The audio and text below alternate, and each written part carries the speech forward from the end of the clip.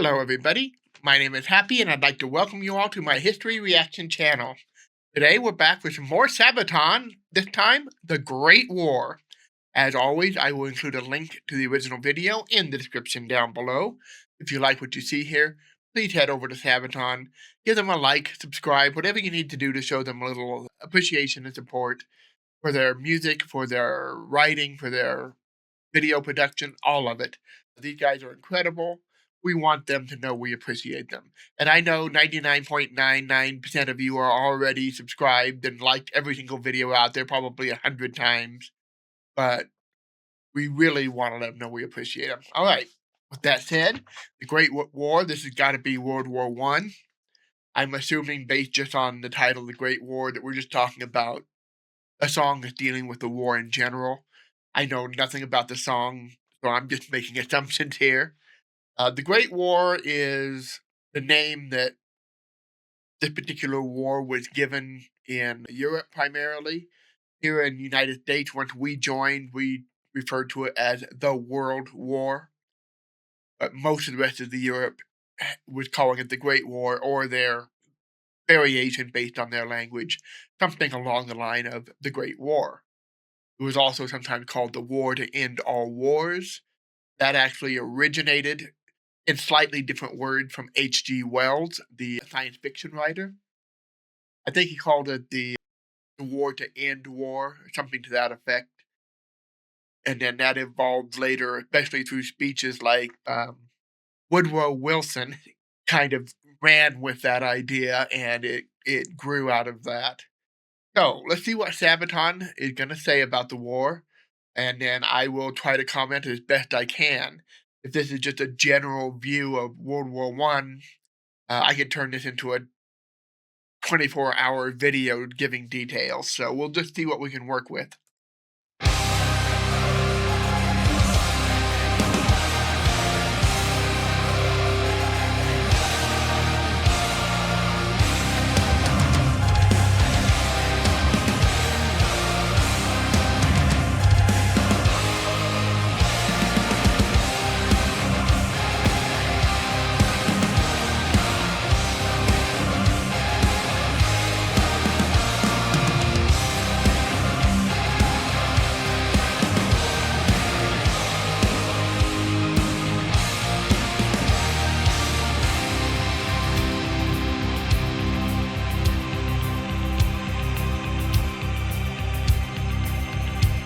We're dim in lies, I'm paralyzed, my brother's eyes are gone. And he shall be buried here, nameless marks his grave. Mother home, get a telegram and shed a tear of grief. Mud and blood in foreign land, trying to understand. Where is this greatness all been told?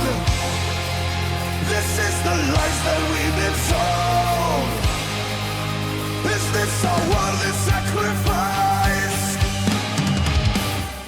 Great. Okay, we'll stop there real quick. Yeah, they're trying to set the tone for World War One and how terrible it was. And the whole propaganda behind the Great War, that it's going to be the war to end all wars. It's going to be a noble battle to save humanity. A lot of the early rhetoric went along those lines, but the reality was something very different. They talk about, they start right out by talking about seeing your friend dead, no eyes. They talk about mud and blood. World War One was horrifying on so many levels, because it was not a, it was unlike anything had really ever been seen up to that time. It started out kind of in a classic military sense in terms of what came before, but that didn't last long. So it starts out with your Napoleonic era cavalry charges, your sweeping advances, but it quickly becomes mired and evolves into trench warfare. There's just been too many military advances over the last several decades, and the old tactics just weren't going to work anymore, especially when you're going up against things like machine guns. uh, charging into that just doesn't really work as well as it used to. Lining up in straight line isn't going to work when you're up against things like machine guns or, at the time, modern artillery. And it took people a while to learn this. It took them a while to adjust. Once they did, it settled into the classic trench warfare that is what characterizes World War One for most of us. I really appreciated the reference to Mud and Blood too, because as somebody who started out in geology before moving to history, one thing I don't think gets talked about enough in regards to World War One and trench warfare is that the trench warfare, by its nature, and the warfare that was being used, particularly the artillery, uh, destroys the land. If you've ever seen aerial photography of some of the battlefields, or better still, been out there and walked through some of them, both World War One and World War Two, you can see even now some of the evidence of the destruction of the land. And what this leads to, for example, in Ypres, and I know that's pronounced different ways by different countries. I'm just going to use Ypres because that's the one I've heard the most. Um, you have places like with, oh, what is it? Passchendaele, where the land was so destroyed that the or the waterways were completely disrupted, the water flow, um, and it resulted in almost constant flooding in the area. And if you're entrenched there and you have seasonal rain coming in, it could get deadly quick. There are stories from the third battle of Ypres at Passchendaele where people were getting completely bogged down in mud. People were drowning in artillery holes uh, because the terrain had been so devastated that the local watershed, the drainage system, that's the word I'm looking for, is completely and totally obliterated at this point. So, yeah, it's just so dangerous. Such terrible conditions.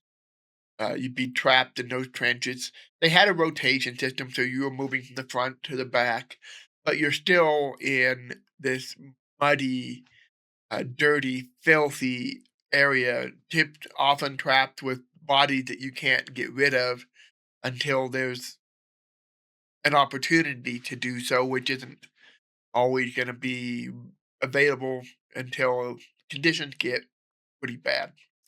World War One is the first war where we really start seriously talking about things like, at the time, shell shock, PTSD today, um, post traumatic stress syndrome, and things like that. Post traumatic stress disorder. We get all sorts of issues coming out of World War One. Yeah, let's continue. I'm gonna go back just a bit so we can get that transition. Because it sounds like it was building up. We gotta let it build, right? What is sacrifice? No. Great war, and I cannot take more. Great war, I keep on marching on. I play the great score. There will be no encore. Great war, the war to end all wars.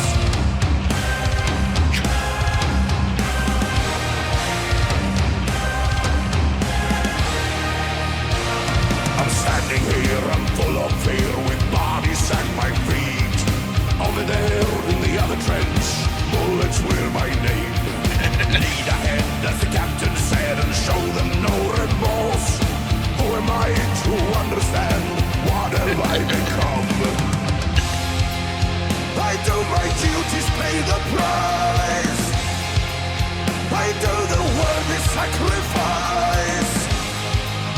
I know my deeds are not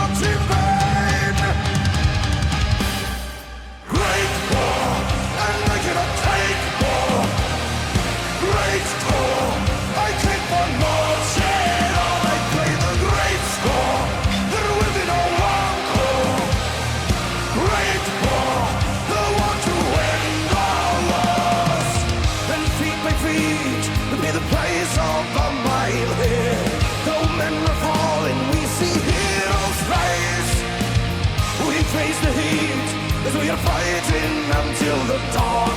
So follow me and we will write our own history.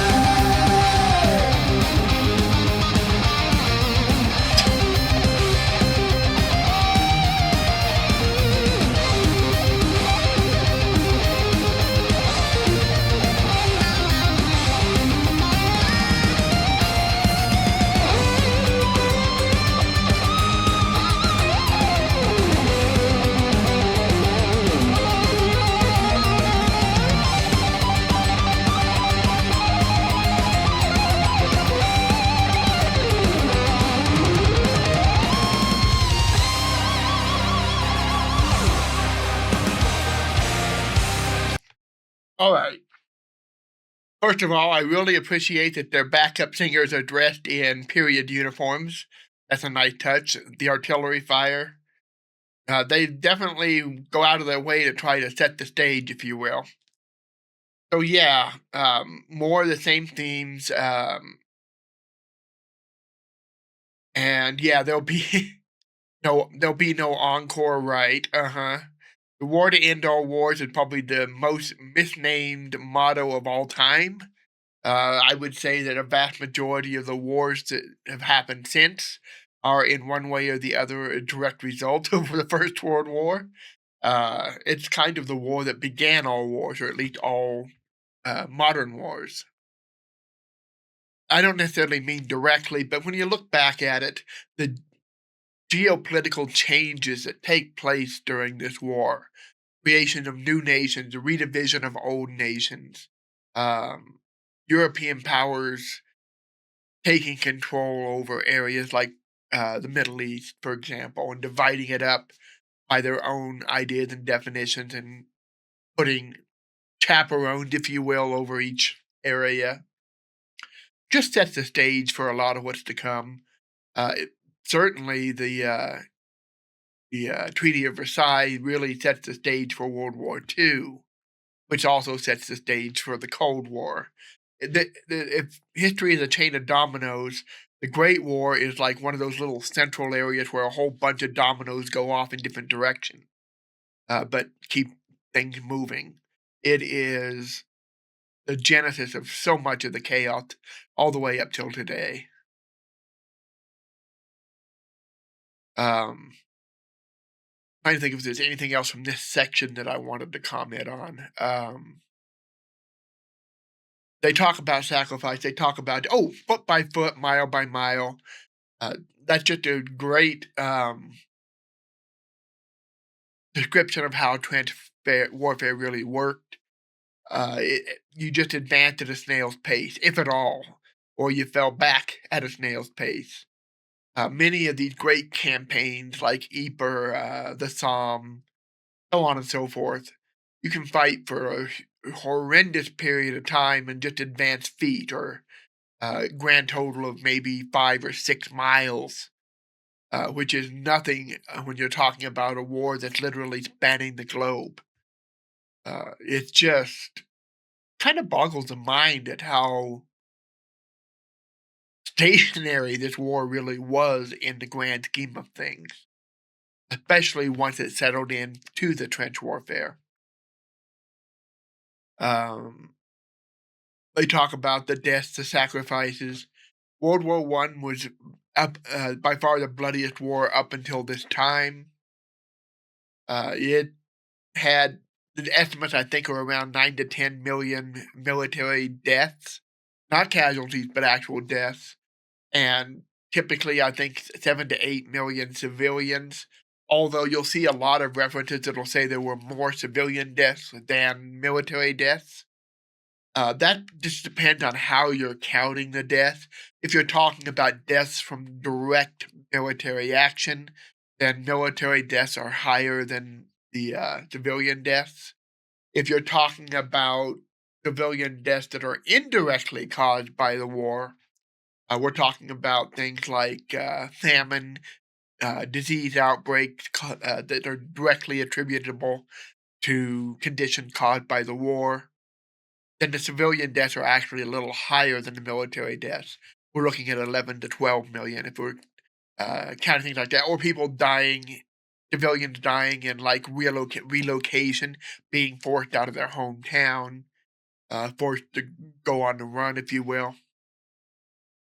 So there's all that, and then you got to factor in something like the 1918 Spanish flu epidemic, the influenza of 1918. If you count that, uh, the war deaths just because it blows the war deaths out of the water by far. But an argument could be made that World War One is responsible for the 1918 influenza pandemic because it allowed what might have remained a fairly localized disease outbreak that originated, as far as we know, in Kansas, here in the United States. There's some evidence that it might have originated elsewhere, but for sure, the first confirmed cases that we can absolutely point to are from the United States, but they were spread throughout the world because of soldiers traveling overseas in packed, cramped conditions. A perfect breeding ground for a disease which spreads as the Americans enter the fray over in Europe and other parts of the world. So, if you want to count that, uh, World War One is way deadlier than you normally hear, because then we're talking another 20 to 50 million deaths at least. So yeah, depends on what you count, how you count it. But safe bets, we're looking at 9 to 10 million soldiers killed in action, 7 to 8 civilians directly killed in action, and probably another 3, 4 million indirectly killed due to the military actions. Again, refugees that are fleeing have nowhere to go, die because of it, or are being marched along uh, as part of some of these death marches that you hear about, or famine from sieges, or just from destruction of the land.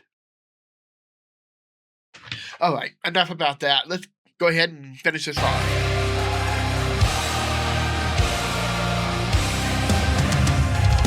I like the period stuff.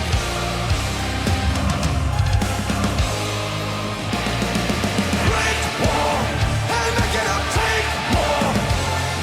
Great war, I keep on marching. I pay the great score. There will be no one more. Great war, the war to end all wars.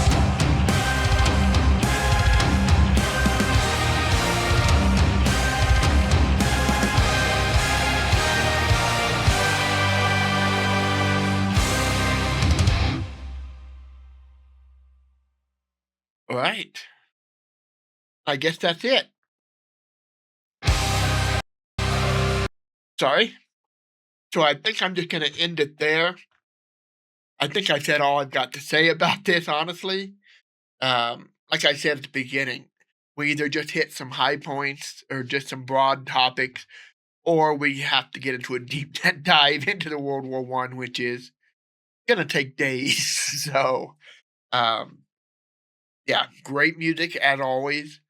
Um, they really focused heavily, I think, here on the just juxtaposition of World War One propaganda as it being a great war, a war to end all wars, um,